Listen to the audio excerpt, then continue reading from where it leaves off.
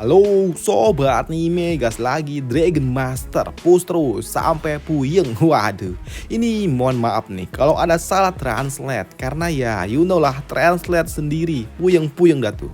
Ya, langsung aja kita gaskan. Mereview sedikit dari part sebelumnya. Setelah Shocking menerobos kultivasi ke ranah naga tingkat raja menengah, Zhu Mingang yang dapat selamat dari incaran para Dragon Bug sebab sihir OP milik Shocking sungguh sangat luar biasa. Dan kini Zhu Mingang ia bersiap untuk menyerang kota Juling bersama Dragon Raja barunya, yaitu Shocking. Ya, Shocking ketika ia melesat, ia dapat menumbangkan beberapa naga milik kota Juling. Dan itu juga membuat salah seorang penjaga kota ia berujar, siap, Aether Dragon itu ia benar-benar sangat gila. Dia dapat mengambil Thunder Wing untuk dirinya sendiri. Ah, sial, kau benar-benar membuatku sungguh sangat murka. Kan akan kubunuh kau nanti dan kukuliti kau, ujar si kampret tua itu yang kesal dengan Shocking yang telah mencuri Thunder Wing milik kota Juling. Dan untuk menghentikan Shocking, kampret tua ini ia pun melepaskan burung-burung peliharaannya untuk menghajar Shocking. Tapi sayangnya serangan dari kawanan burung itu bukanlah hal yang berguna untuk Shocking, karena memang dengan sihir lightning miliknya dapat membuat BAM! Para kawanan burung itu pun mati terpanggang, tumbang seketika.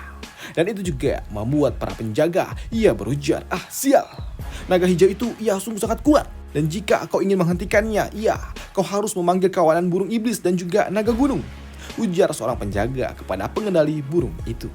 Namun karena memang sulit untuk dapat menghentikan Shocking sang penguasa langit, mereka berencana untuk fokus menghentikan dulu para pasukan lincuan yang ada di bawah sana. Ayo kita selesaikan dulu para tentara yang ada di bawah sana. Dan benar saja, kini para pasukan lincuan mereka harus menghadapi para naga milik Dragon Master kota Juling. Ya, melihat hal itu membuat Zhu Mingang ia berujar, Shocking, fokuslah dengan musuh yang ada di udara dan biarkanlah aku yang mengurus mereka yang ada di bawah sana. Karena memang untuk di bawah sana sendiri, para pasukan lincuan mereka harus menghadapi Dragon Scorpion yang sangat besar. Dan pertarungan itu memang cukup sulit bagi para pasukan kota lincuan. Bahkan di sini Pak Tua ini yang berasal dari dataran utama, ia berujar, ah sial, kondisi ini tidak menguntungkan untuk pasukan kita, terutama untuk naga itu, dia sungguh sangat merepotkan. Namun di sini Pak Tua ini ia pun cukup terkejut ketika ia melihat naga-naga yang ada di atas sana yang mencoba untuk menyerang para prajurit tiba-tiba saja tercincang-cincang tidak karuan. Dan itu jelas semua ulah dari Zhu Mingang. Dan untuk bocah-bocah yang sebelumnya memang memiliki masalah dengan pria bertopeng yang telah mencuri buah ajaib milik mereka, ini mereka pun sadar kalau sepertinya orang yang telah mencuri buah itu mirip sekali dengan Zhu Mingang. Ah, Zhu Mingang, bukankah dia adalah seorang sampah? Lantas bagaimana bisa dia seperti itu? Namun melihat para bocah-bocah itu shock melihat Zhu Mingang, membuat Pak Tua ini berujar, hei, bukankah kalian ini berasal dari klan utama juga? Kenapa kau tidak mengenali Zhu Mingang? Namun untuk si kampret ini, ia merasa sungguh sangat kesal dengan penampilan Zhu Mingang yang sangat gemilang di dalam peperangan ini. Ah sial, Zhu Mingang, kau berpura-pura tampil agresif di perang ini hanya untuk mencari perhatian. Ah sial, aku khawatir ini akan membuat klan Zhumen mereka akan semakin terkenal dan nantinya berakibat dengan banyaknya orang-orang yang akan mengabdi kepada klan Zhumen. Ah sial, ini tidak dapat dibiarkan, pikir si kampret ini. Tapi di sini tuan muda ini ia berujar untuk tenang saja. Hei, jangan khawatir. Mereka hanyalah orang-orang berasal dari dunia bawah. Jadi ya, bagaimana mungkin mereka memiliki level kultivasi yang jauh lebih tinggi? Dan pantas saja Zhu Mingang ia dapat melawan mereka dengan sangat mudah. Dan ketika aku mendapatkan Spirit Blazing, aku yakin aku pasti akan lebih kuat daripada Zhu Mingang. Dan semua yang ada di dunia ini pasti mereka semua akan tunduk kepada diriku. Maka dari itu, ya, kau tidak perlu khawatir dengan hal itu. Hei, mendengar hal itu membuat si kampret ini ia bertanya, di mana blazing yang kau maksud itu, tuan? Ya, kau tenang saja. Kau tahu kan, di sini Zhu Mingang yang telah membantu kita dalam membuka gerbang kota Juling. Dan begitu kota Juling ini jatuh, kita akan memanfaatkan hal itu untuk masuk ke dalam reruntuhan kuno milik mereka. Karena aku yakin pasti Spirit Blazing itu ia ada di dalam reruntuhan kuno itu, ujar bocah ini. Dan dengan adanya blazing itu, aku yakin Aku dan juga kau akan dapat memiliki pengaruh yang sangat luar biasa. Dan pastinya kita akan memiliki pasukan yang sangat kuat seperti para jenderal-jenderal Juleng ini. Tambah si bocah kampret ini. Ya Tuan, ketika saatnya tiba dan kita mendapatkan spirit blessing itu, aku yakin kita berdua dapat mendominasi dunia ini. Ya, kau benar. Lama kau mau mematuhi semua perintahku. Semua yang kau inginkan pasti akan terwujud. Ya, intinya di sini mereka berdua berencana untuk menyelinap masuk ke dalam reruntuhan kuno yang ada di kota Juleng ini. Sedangkan di sisi lain, saat ini gerbang kota telah tertembus. Maka dari itu, maju! Gerbang kota telah tertembus, ujar para prajurit itu. Sedangkan untuk Zhu Mingang, ia akan langsung masuk bersama Moxi langsung menuju pusat kota. Sedangkan di pusat kota sendiri saat ini telah dijaga oleh para penjaga yang telah bersiap untuk menyambut para pasukan Lin Xuan. Dan di antara para penjaga yang ada, ternyata ada seorang kampret tua yang buta yang berujar, mereka semua hanyalah para sampah yang tidak berguna. Untuk menghadapi para sampah-sampah Lin Xuan itu, sampai-sampai aku harus turun tangan sendiri. Ujar si buta ini yang bernama Peng Hu. Sedangkan di sebelah si kampret buta itu ternyata ada seorang pria tua yang bermarga Du yang berujar, lihat di sebelah sana ada wanita yang bermarga Nan. Karena memang di ujung sana saat ini Yun Shu ia sedang bertarung melawan para kroco-kroco itu. Dan melihat Yun Shu yang sedang bertarung di sini, kampret tua itu pun tahu dan ia sungguh sangat kesal. Sial, gadis itu, dia telah membunuh putraku dan jika bukan ulah dari gadis itu, Lin Xuan pasti telah jatuh ke tanganku sejak dulu. Sedangkan untuk si kampret tua, lihat, tubuh gadis itu sungguh sangat luar biasa. Aku benar-benar ingin sekali bersenang-senang dengan bobanya. Dan juga lihat tubuhnya yang sangat montok itu. Dan aku juga ingin sekali mencungkil bola matanya yang indah itu. Ujar si kampret ini. Namun tiba-tiba saja di sela-sela ucapan kampret-kampret itu ternyata ada seseorang yang berujar, jangan banyak bicara para kampret tua, nyawa kalian semua ada di tanganku. Dan jelas suara itu berasal dari Zhu Mingang yang saat ini ternyata ada di atas sana. Melihat ada seseorang yang berdiri di atas mereka, membuat si kampret ini ia berujar, siapa kau? Kau pikir kau bisa membunuhku dengan mudah? Di dunia ini tidak akan ada banyak orang yang dapat sebanding dengan kemampuan yang aku miliki. Dasar bocah gila. Sedangkan untuk Zhu Mingang, ia berujar, oi kampret tua, apakah nama putramu itu adalah Du Cheng? Dan melihat ekspresimu, sepertinya itu benar. Dan kupikir kau telah salah orang jika kau menyalahkan Ling Xia atas kematian dari putramu. Karena memang yang telah membunuhnya bukanlah Ling Xia, bukanlah Nan Ling Xia, tapi aku, Zhu Mingang. Dan kau bisa memastikannya dengan benda ini, ya kan? Lihatlah, apakah baju ini sungguh sangat familiar untuk dirimu? Ujar Zhu Mingang sembari mengeluarkan selembar kain milik salah satu jenderal Juleng yang memang telah ia bunuh. Melihat hal itu tentu saja membuat kampret tua ini sungguh sangat kesal. Kau, jadi siapa kau? Jadi kau yang membunuh putraku? Sedangkan untuk kampret buta ia berujar, sudah cukup omong kosongnya, bunuh aja bocah itu. Dan tiba-tiba saja kampret buta itu ia bertransformasi menjadi half demon.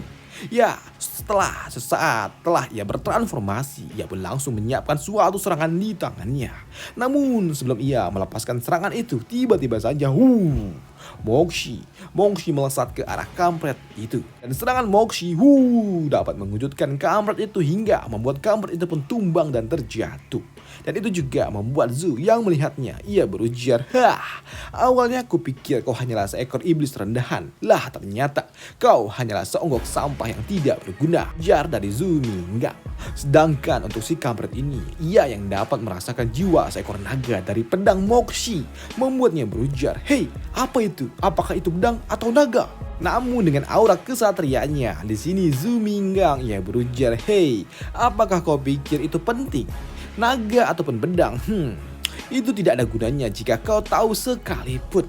Dan kini dengan teknik pedang baru miliknya, Zhu Mingang ia pun melepaskan teknik berpedangnya, yaitu Wind Sword untuk dapat menghajar kampret itu. Ya, dengan teknik pedang barunya itu, Zu ia dapat dengan sangat mudah mengikis si kampret itu. Karena memang di sini kampret itu alih-alih menghindari serangan dari Zu, ia hanya terdiam aja. Karena ternyata untuk si kampret ini ia diam bukan tanpa alasan, karena ternyata ia juga menyiapkan suatu teknik miliknya. Dan untuk serangan Zhu Mingang yang sebelumnya ternyata tidak berpengaruh banyak kepada dirinya. Dan untuk Zhu Mingang yang melihat teknik milik si kampret itu, ia berujar, "Hei, apakah kampret ini ia memiliki hubungan dengan sekte iblis yang sebelumnya aku lawan ya?" Sedangkan untuk si kampret ini, setelah ia memanggil lintah-lintah miliknya, ia begitu yakin kalau ia dapat membunuh Zhu Mingang dengan peliharaannya itu. Kali ini kau pasti akan langsung mati, bocah. Namun sebelum kau mati, di antara mereka semua, di antara semua pasukan lincuan yang ada di depan sana, pasti ada seseorang yang penting bagi dirimu, ya kan? Maka dari itu, kau tidak perlu khawatir, aku akan membunuh mereka semua. Biarkanlah lintah-lintahku memakan orang-orang yang kau lindungi itu. Ujar si kampret ini sembari melepaskan semua lintah-lintah gila miliknya ke arah para barisan dari pasukan lincuan. Bahkan selepas ia mengeluarkan lintah-lintah gila miliknya, si kampret ini ia masih sempat songong dengan berujar, teknik berpedang milikmu sungguh sangat lemah. Kau bukanlah lawanku, bocah. Tapi di sini kampret ini sesaat setelah ia berujar demikian, ia langsung keringat dingin ketika ia melihat semua lintah-lintah miliknya tiba-tiba saja mati sesaat sebelum lintah itu menyentuh tanah. Dan itu jelas membuatnya berujar, sial, apa yang terjadi dengan lintah-lintahku? Ya, melihat si kampret itu shock, membuat Zhu Mingang yang melakukan serangan itu menggunakan moxie membuatnya berujar, oi kampret tua, kau pikir aku akan membiarkan kau menggunakan lintah-lintahmu untuk menambah kekuatanmu? Sayangnya tidak. Tidak akan pernah kau dapat melakukannya selama aku masih ada di tempat ini. Ya, tiba-tiba saja Zhu ia pun melepaskan teknik barrier untuk membatasi pergerakan dari para kampret itu. Dan hal itu membuat si kampret tua ini ia berujar, sial, bocah itu ia benar-benar membatasi pergerakan kita. Dan itu juga dibenarkan oleh kampret ini yang berujar, ya kau benar. Maka dari itu jangan salahkan aku untuk bertindak kejam. Hei, mendengar hal itu membuat kampret lainnya ia berujar, hei, apa maksudmu Pak Tua? Maksudku maksudku adalah memakan dirimu untuk menjadi lebih kuat lagi. Bukankah kau ingin membalaskan dendam anakmu? Ya, maka dari itu berikanlah aku darahmu. Dengan begitu aku akan membalaskan dendammu. Ujar si kampret itu sembari melihat rekannya mati dimakan oleh lintah gila miliknya. Ya, si kampret ini ia juga berujar kepada Zhu, Kau hanya bisa mengurungku bersama lintahku di tempat ini. Aku juga ingin tahu apakah kau bisa melawanku bersama lintah gilaku ini. Ayo lawan aku kalau kau berani, tantang si kampret ini. Tapi bagi Zhu yang enggan bermain-main bersama si kampret itu membuatnya berujar, oi kampret tua, kau pikir pedangku hanya dapat mengurungmu seperti ini kah? Kau pikir kau salah besar. Karena benar saja kini teknik berpedang milik Zhu Mingang kini datang langsung melesat ke arah kampret tua itu, yang membuat kampret itu pun harus tertembus oleh pedang-pedang ki milik Zhu Mingang. Dan sial, kau pikir aku akan kalah begitu saja? Kau salah besar. Hancur semua pedang-pedang ki yang menghajar dirinya yang telah dilepaskan oleh Zhu. Dan itu juga membuat si kampret ini ia berujar, seranganmu hanya begini aja kah? Lemah, kau sungguh sangat lemah. Melihat hal itu, di sini Zhu Mingang dengan santainya ia berujar, kampret tua, kau sudah mau mati? Masih saja banyak bacot rupanya. Maka dari itu, moxie, tunjukkanlah kepada kampret tua ini kekuatanmu. Bam! Ya, kampret itu dihantam dengan tebasan keras dari moxie yang memaksa kampret itu pun harus terhempas jauh. Namun setelah ia terhantam dengan sangat keras, si kampret ini ia berujar, aku harus membunuh bocah ini. Aku akan melakukannya meskipun ini adalah sebuah pertaruhan yang cukup besar. Maka dari itu, keluarlah kau. Ya, tiba-tiba saja ada sesuatu yang menembus kepala dari si kampret tua ini.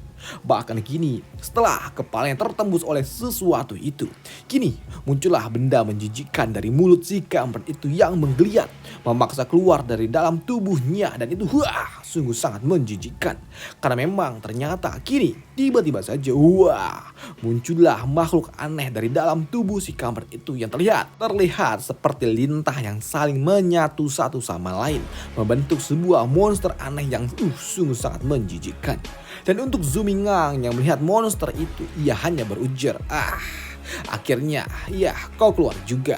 Sosok monster yang sangat menjijikkan, dan kau juga sedikit berisik. Karena memang untuk monster lintah itu sendiri, selain melepaskan aura yang cukup sangat kuat, monster itu juga meraung ke udara, seolah-olah ia menunjukkan betapa kuatnya dirinya kepada dunia ini, tentang seberapa mengerikannya dirinya. Tapi di sini melihat sosok monster yang menjijikkan yang tiba-tiba saja muncul di tengah-tengah pertarungan, membuat Yunsu yang melihatnya ia berujar, monster yang sangat menjijikkan.